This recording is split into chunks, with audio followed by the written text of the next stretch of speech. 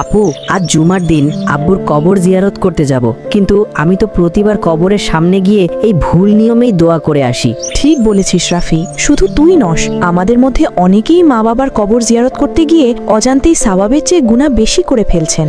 আমি তো কবরের দিকে মুখ করে 2 হাত তুলে আব্বুর জন্য দোয়া করি, এটা কি ভুল আপু?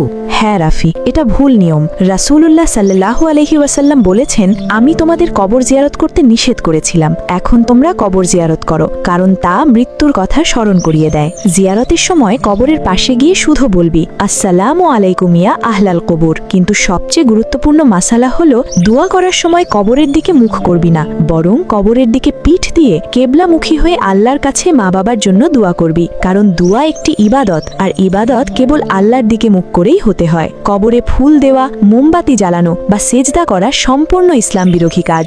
আসুন সুন্নাহ মেনে সঠিক নিয়মে মা বাবার জন্য দোয়া করি। এই গুরুত্বপূর্ণ মাসালাটি সবাইকে জানাতে ভিডিওটি এখনই শেয়ার করুন এবং কমেন্টে আমিন লিখুন।